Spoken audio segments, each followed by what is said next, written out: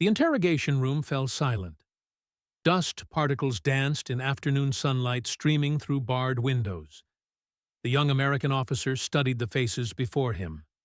These Italian women had been captured just hours earlier. Their eyes held a mixture of defiance and fear. What they didn't know was how their story would unfold. What waited ahead would challenge everything they believed about their captors. The American forces had swept through Sicily with unprecedented speed.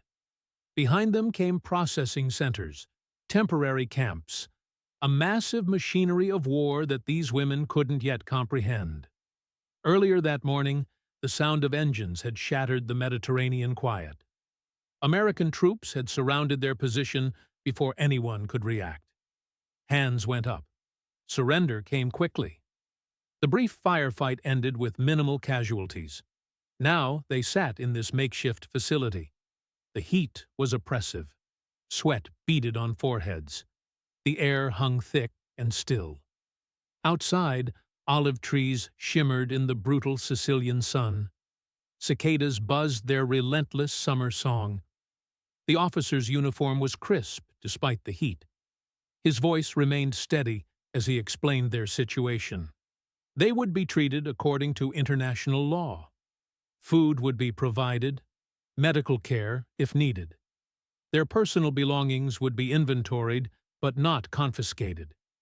These assurances meant little to women who had heard horror stories about American brutality. Nazi propaganda had painted vivid pictures of what awaited captured Axis personnel. The reality they were experiencing didn't match those warnings. Meanwhile, thousands of miles away, American factories hummed with activity that would have astounded these prisoners. The industrial might that made their capture possible was beyond their imagination. Production lines operated around the clock. Materials flowed like rivers of steel and aluminum toward shipping ports. What German intelligence had dismissed in 1940 was now crushing their forces with mathematical precision. The assessment delivered at Wehrmacht headquarters that December morning had been catastrophically wrong.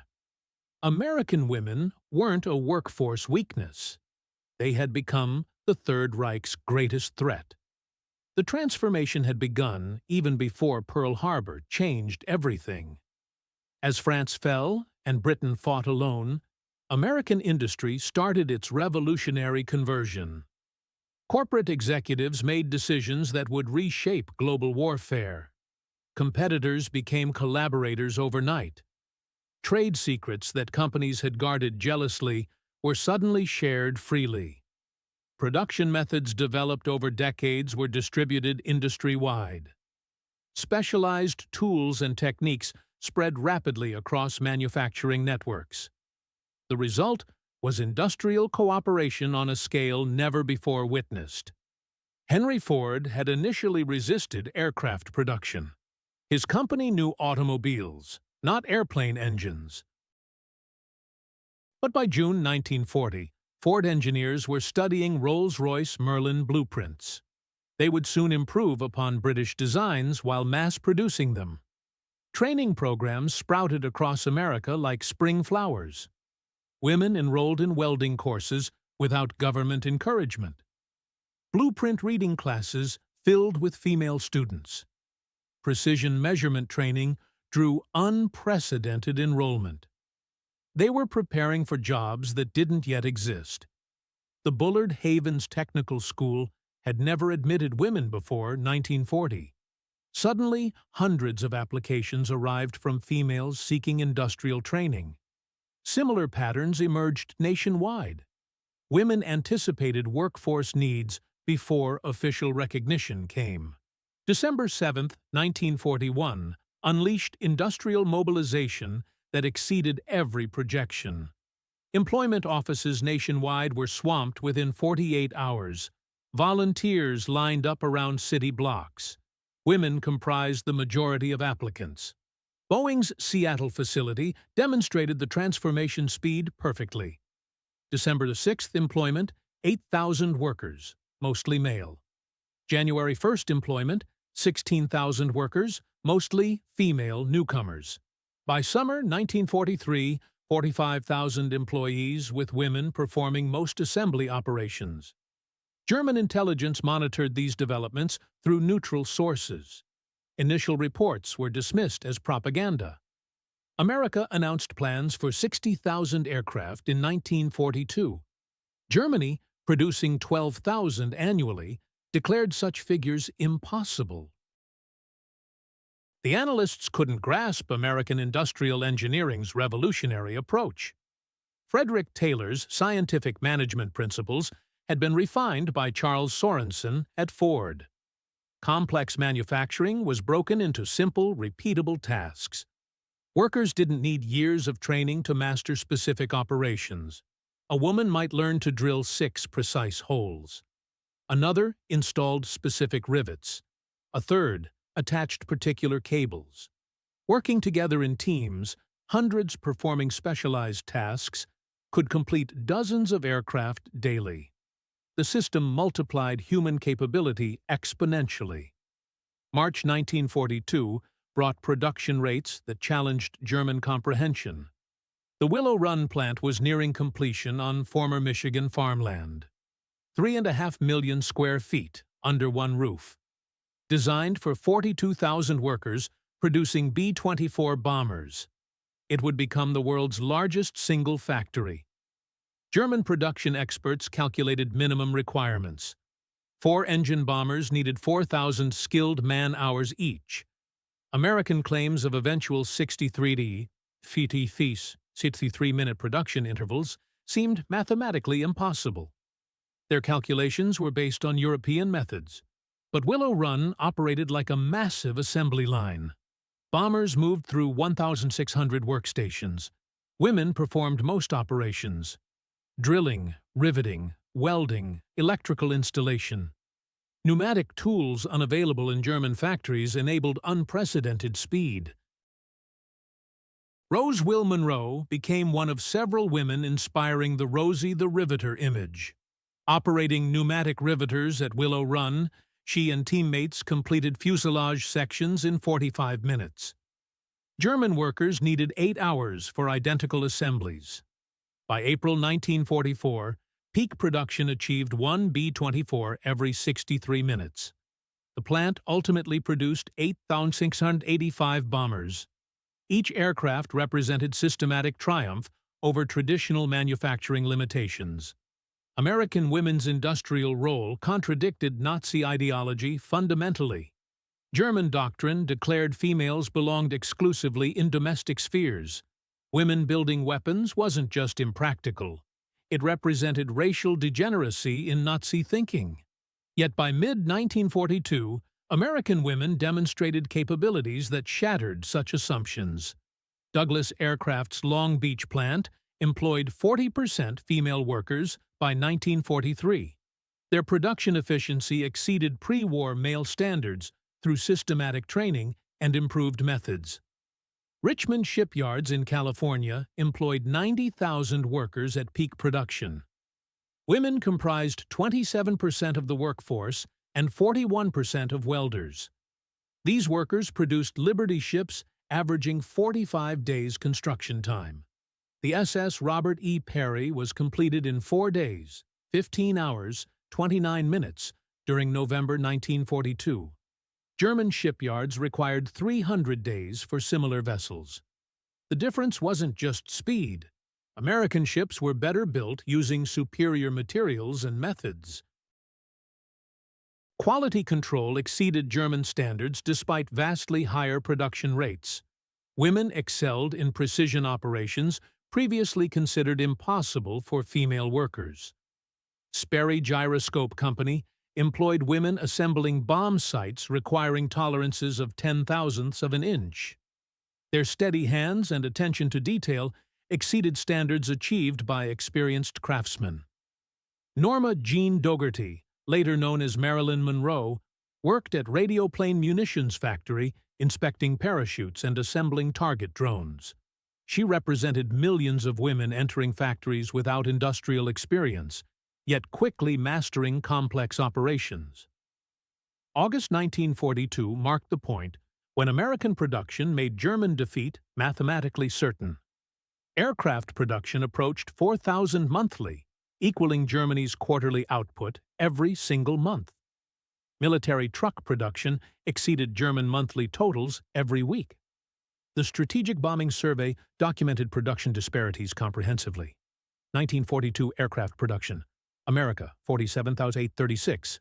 Germany, 15,409. By 1944, American production reached 96,013 aircraft, while Germany managed 40,593 despite efficiency improvements. Tank production showed similar overwhelming disparities. Detroit Arsenal achieved production approaching 900 Sherman tanks monthly by December 1942. German tank production for all models averaged 500 monthly throughout 1942. America could replace losses faster than Germany could inflict them. Field Marshal Erwin Rommel experienced American material superiority firsthand across North African battlefields. His communications to Berlin throughout 1942 reported facing overwhelming material advantages. For every tank destroyed, multiple replacements appeared immediately. American supplies seemed unlimited, while German forces operated on strictly rationed resources. Ammunition was abundant. Fuel flowed freely. Spare parts were universally available. German forces improvised desperately with whatever remained. Boeing's B-17 Flying Fortress production exemplified American industrial might perfectly.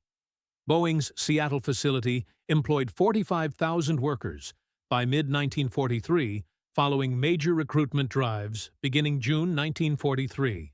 Significant female workforce participation enabled production of 16 B-17s daily. Combined production from Boeing, Douglas, and Lockheed delivered bombers faster than crews could be trained. American bomber formations grew larger monthly despite German interceptor successes. The Luftwaffe confronted not finite aircraft numbers but unlimited production capacity. German fighter pilots reported the futility of their efforts repeatedly.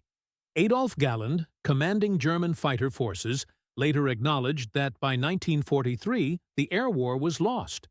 American production had made victory impossible regardless of tactical success. Liberty ship construction demonstrated American production capability most dramatically.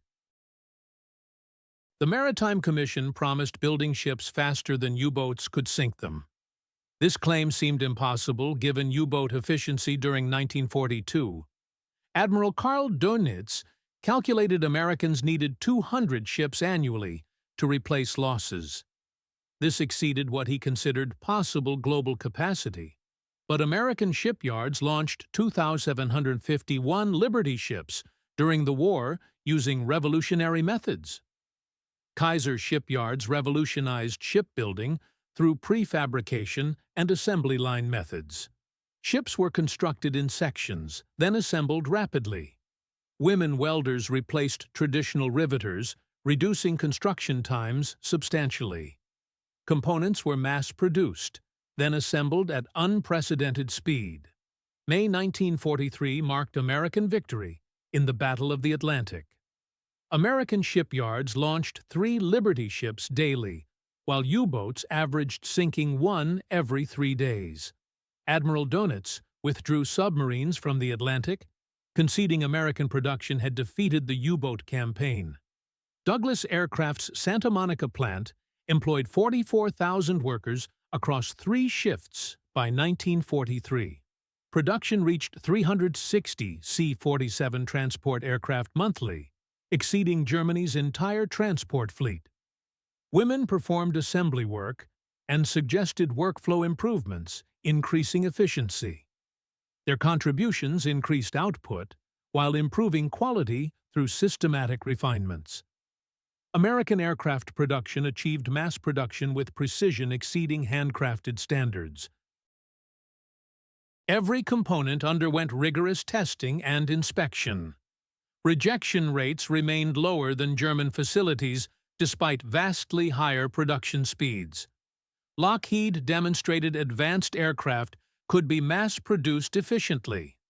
The P-38 Lightning, among the war's most complex fighters, was assembled primarily by recently trained women workers.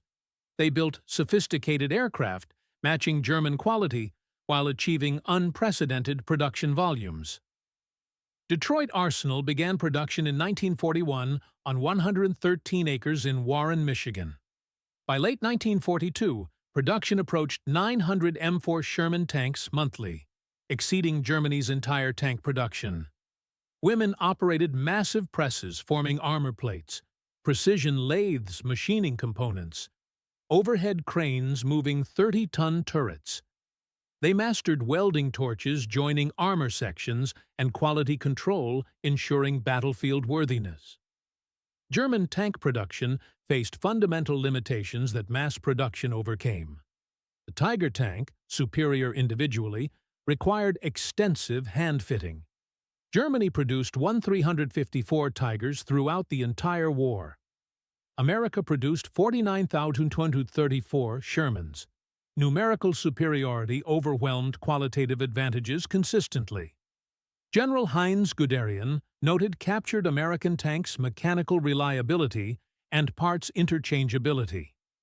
Every Sherman used standardized components, while German tanks required model-specific parts. American mass production created maintainable weapon systems that sustained operations. Rock Island Arsenal demonstrated American production scaling dramatically. From 500 rifles monthly in 1940, production reached 5,000 M1 Garand rifles daily by 1943. Women comprised over half the workforce. Women operated multiple milling machines simultaneously, producing components with minimal rejection rates. Their precision exceeded military specifications while maintaining unprecedented production speeds.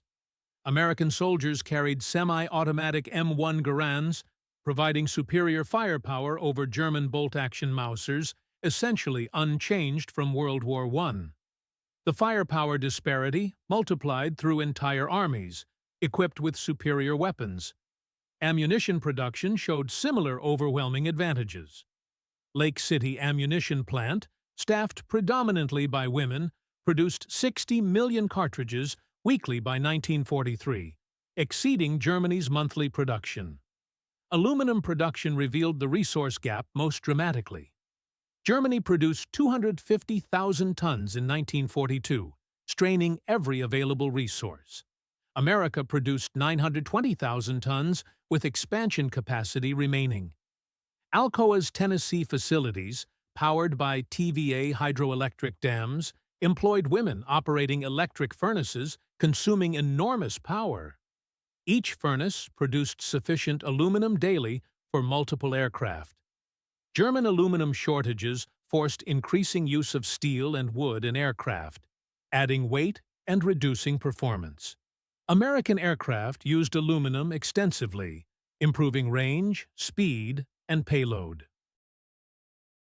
This translated directly into combat superiority, measurable in mission effectiveness. American mass production achieved quality, exceeding traditional craftsmanship through statistical quality control, developed by Walter Schuhart and W. Edwards Deming. Consistency impossible with individual craftsmanship became routine. Pratt and Whitney's Connecticut plant employed women inspectors maintaining standards exceeding German requirements. Every component underwent multiple inspections, ensuring complete interchangeability. Packard Motor Company, building Rolls-Royce Merlin engines under license, improved British designs through production engineering. American-built engines exceeded specifications while being produced at unprecedented rates. British pilots preferred American-manufactured Merlins for their reliability and performance consistency. American war production depended on transportation networks moving materials with clockwork precision. Women played crucial roles throughout the system, from railroad operations to logistics planning. Female railroad workers increased from 4,000 in 1940 to 104,000 by 1944. They operated switch yards, maintained tracks, and coordinated logistics moving millions of tons monthly. Pennsylvania Railroad alone moved more freight daily than Germany's entire rail network. This efficiency meant American factories never stopped for material shortages. Raw materials flowed seamlessly to production facilities, while German factories frequently idled awaiting supplies, despite shorter distances. American war production occurred alongside civilian prosperity, while Germany faced increasing deprivation throughout the conflict. Americans produced consumer goods throughout the war, while outproducing Germany militarily. Germany devoted 70% of production to war by 1943. American military spending never exceeded 40% of total production while achieving superior output in every category. The difference was productivity achieved through systematic efficiency improvements. Time-motion studies, production refinements, and worker suggestions continuously improved manufacturing efficiency. Women operating automatic equipment outproduced multiple craftsmen using traditional methods. Multiplied across millions of workers, productivity differences proved absolutely decisive in determining victory. Electric Boat Shipyard in Connecticut employed women comprising 40% of submarine construction workers by 1943. They built fleet submarines in 180 days, while German U-boats required 300 days despite simpler design requirements. Women welders worked in confined spaces, accelerating production significantly. Their ability to work in restricted areas increased construction speeds substantially. American submarine production exceeded German U-boat construction by 1943. American submarines were larger, more capable, and better equipped than their German counterparts. The vessels that devastated Japanese shipping were built by workers completely new to shipbuilding. Radar and electronics production showcased American manufacturing advantages most clearly. Raytheon employed women assembling complex radar units in quantities Germany couldn't approach. American radar production reached thousands of units monthly by 1943. Every ship, many aircraft, and numerous ground installations had radar, while German forces possessed limited sets for entire military sectors. Western Electric, employing predominantly women, produced 100,000 military radios monthly by 1944. American forces enjoyed communication superiority at every level, from squad radios to strategic networks spanning continents. Holston Ordnance Works employed 40,000 workers, 70% women, producing RDX explosive in unprecedented quantities. They produced more explosives in 1943 than Germany managed throughout the entire war. Safety procedures exceeded German standards despite handling dangerous materials daily. Women achieved better safety records through systematic procedures and comprehensive training. German doctrine considered such materials too dangerous for female workers. American artillery fired unlimited barrages, while German guns conserved shells desperately. The production difference originated in plants where women produced explosives, making conservation unnecessary. Penicillin production exemplified American advantages in every field. From enough doses for 100 treatments in 1942, production reached sufficient quantities for 100,000 treatments monthly by 1944. German soldiers died from infections. American medics cured routinely. Surgical instrument production increased dramatically between 1941 and 1944. Women at Becton Dickinson and similar facilities produced medical supplies in quantities ensuring American wounded received treatment exceeding German field hospitals' capabilities. Blood plasma production, organized through the Red Cross with predominantly female workers, saved countless lives through systematic collection and processing. American wounded survived at unprecedented rates, while German casualties faced constant medical supply shortages. When Japan captured Southeast Asian rubber supplies, America created synthetic rubber production from nothing. By 1944, facilities operated primarily by women produced 737,000 tons annually, versus Germany's 110,000, 120,000-ton peak production. Chemical engineers developed processes improving synthetic rubber beyond natural rubber for specific applications. Innovations were shared industry-wide, multiplying advantages across all manufacturers. German vehicles failed for inadequate tires, while American vehicles operated continuously.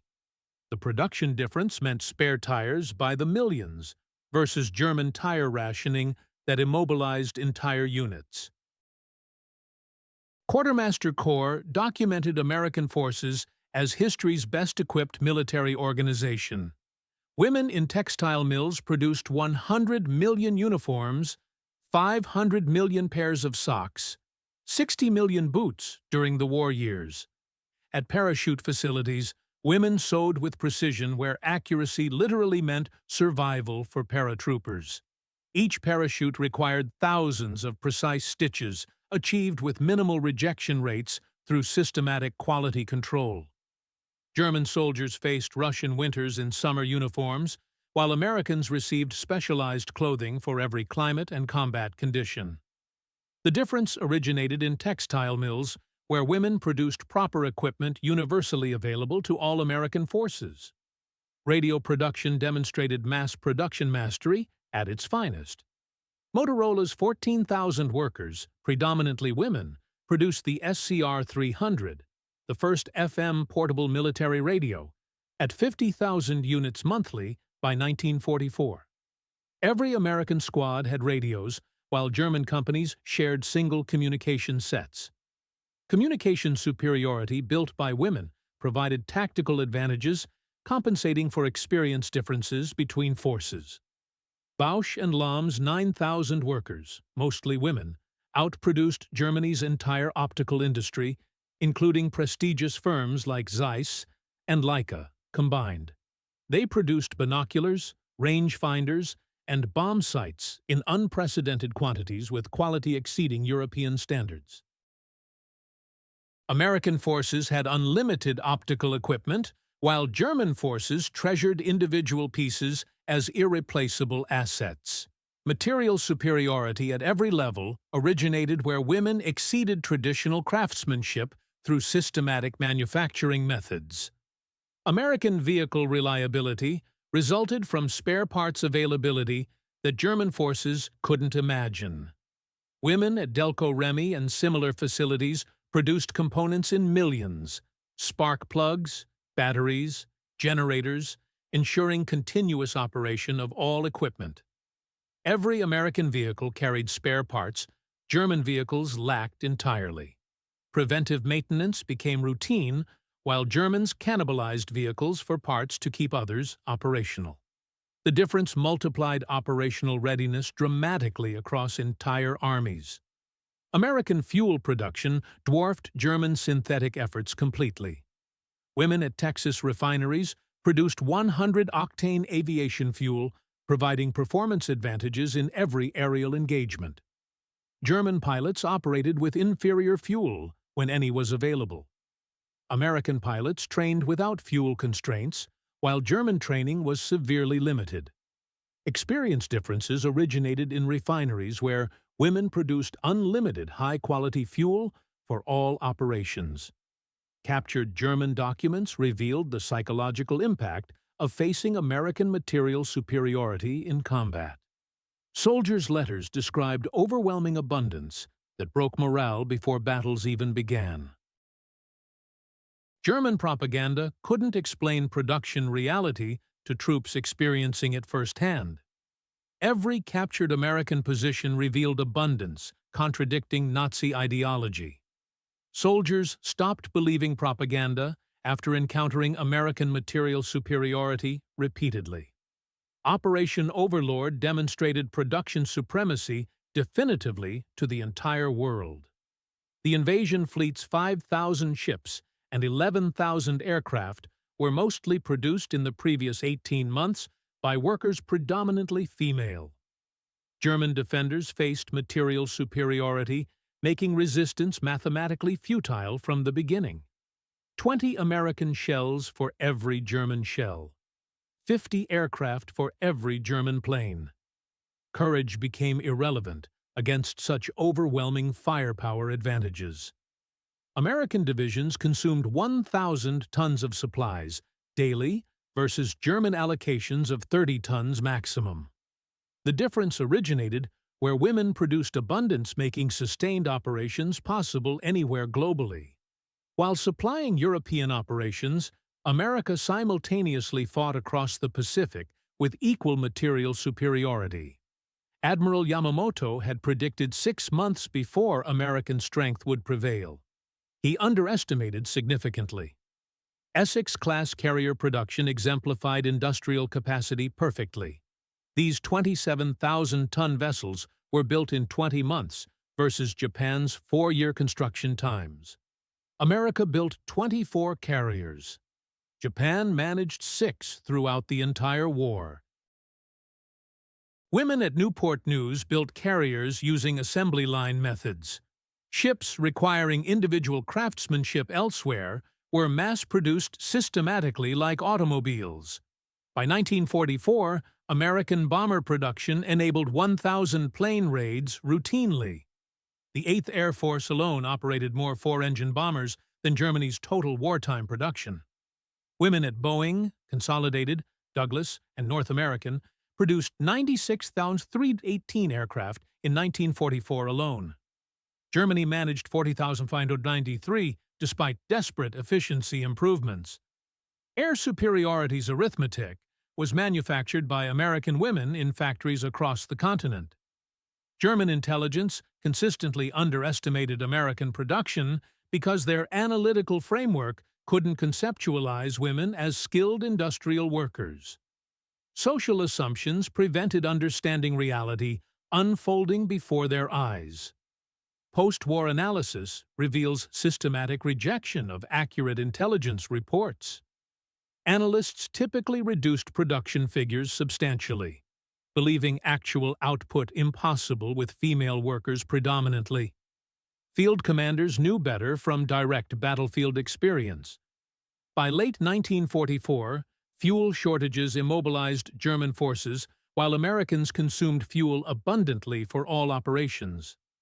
German tanks sat idle while American armor operated continuously. Aircraft availability determined operational possibilities entirely. American logistics delivered materials efficiently from factories to front lines globally. Women managed supply chains moving millions of tons monthly to precise destinations worldwide. Supply differences were stark and measurable. American soldiers consumed 67 pounds of supplies daily versus German allocations of 4 pounds when available. Systematic production and distribution ensured nothing stopped for shortages. American replacement systems maintained unit strength continuously throughout campaigns. Equipment losses were replaced immediately from production lines. Personnel losses were filled rapidly through training pipelines. German units degraded progressively, while American units strengthened with experience and improved equipment. The training pipeline delivered soldiers continuously with better equipment than their predecessors carried. Units rebuilt immediately after combat, while German formations never recovered strength once depleted by casualties. Battle of the Bulge revealed supply superiority starkly to both sides. Despite achieving complete tactical surprise, Americans were better equipped than German attackers who had months to prepare their offensive. American soldiers had complete winter equipment, while Germans improvised desperately with whatever remained. Production planning anticipated needs systematically across all theaters of operations. American artillery fired concentrated barrages, while German artillery conserved desperately limited ammunition supplies. At ammunition plants staffed predominantly by women, America produced shells in millions, while Germany managed thousands monthly. Communication equipment abundance enabled coordination impossible for German forces operating with shared radios. Women produced military radios, ensuring every American unit had multiple communication sets, while Germans shared individual radios between companies. American wounded survived at extraordinary rates through medical supplies produced abundantly by women workers. Plasma, drugs, and surgical supplies were universally available while German medical services faced constant shortages of basic necessities. The motorization difference transformed warfare's fundamental nature completely. America's 2.5-ton trucks, produced at 800,000 units, provided mobility, while German forces relied on deteriorating horse transport for logistics. Transport aircraft enabled sustained operations anywhere globally. Women at Douglas built 10,000 C-47Zs, transforming military logistics entirely. Surrounded forces received supplies indefinitely, while German encirclements meant inevitable surrender. Combat engineers had equipment providing enormous operational advantages. Bulldozers and excavators, produced by women, enabled rapid construction, while Germans used hand tools and manual labor exclusively. Signals intelligence succeeded through machines mass-produced by women at NCR and IBM. Thousands of analytical machines multiplied human intelligence capability exponentially. Radar coverage was universal through mass production at Raytheon and Western Electric. Detection advantages negated tactical surprise systematically. American soldiers received comfort items regularly: cigarettes, candy, magazines, maintaining morale throughout extended campaigns. German soldiers received nothing for months while fighting desperately. Production supplied both warriors and civilians simultaneously without compromise. Soviet and British officials acknowledged American production's crucial role in achieving victory. Stalin toasted American production at the Tehran Conference. Churchill understood from the beginning that American industry would prove absolutely decisive. The Studebaker trucks mobilizing Soviet forces, Liberty ships sustaining Britain, aircraft equipping Allied air forces worldwide, all produced predominantly by American women whose contribution proved decisive. American war production statistics remain staggering decades later: 296,000 aircraft, 193,000 artillery pieces, 86,000 tanks, 2.6 million machine guns, 6 million tons of aircraft bombs, 434 million tons of steel, 2.6 million military trucks, 50 million tons of ammunition. Women comprised up to 65% of aircraft plant workforces, 40% in certain shipyards, 55% in ammunition plants. Their productivity exceeded every pre-war projection dramatically. United States Strategic Bombing Survey interviews revealed unanimous German acknowledgement that American production, particularly by women workers, made victory impossible from 1943 onward. Field Marshal Kesselring stated, "American material superiority made tactics irrelevant entirely." Colonel General Jodl testified Germany lost to industrial capacity, not military defeat in battle. The underestimation of American production capacity, especially women's capabilities, proved the war's fatal miscalculation. The women who built victory transformed society permanently through their contributions. Having proven equal capabilities under pressure, they refused returning to pre-war limitations and restrictions. Productivity methods they developed became foundations for post-war prosperity that transformed global standards. Their individual contributions, like Rose Will Monroe at Willow Run, thousands at Douglas and Boeing, welders at Richmond shipyards, combined to create the arsenal of democracy. Each represented millions whose work proved decisive in determining victory. American motivation and methods achieved what German coercion couldn't approach. Women worked for victory, wages, and pride, achieving productivity through systematic training, and continuous improvement that forced labor never approached. Production methods developed by women revolutionized global industry permanently. Breaking complex tasks into masterable steps originated where women proved traditional expertise unnecessary for achieving superior quality. American women's wartime role revolutionized society beyond any legislation possibly could. Their contrast with marginalized German women demonstrated how pragmatism, utilizing all talent, defeated ideology, restricting human potential. Mass production achieved quality, exceeding craftsmanship, through systematic methods developed and refined by female workers. Women produced precision equipment that multiplied combat effectiveness through superior reliability and performance. This story demonstrates timeless lessons about human potential when properly utilized. German military planners couldn't conceive that democracy would outproduce dictatorship, that women equaled men industrially, that freedom motivated better than coercion. Their blindness to women's capabilities was symptomatic of ideological failures ensuring defeat. They measured American potential by German limitations, dismissing as impossible what became routine production. American women proved victory belongs to those utilizing all talents regardless of gender restrictions. When German generals dismissed American women workers in 1940, they sealed their inevitable defeat. When those women produced more than the entire Axis combined, ideology confronted devastating reality. The final verdict was delivered by millions of American women who proved freedom mobilized produces power tyranny cannot match.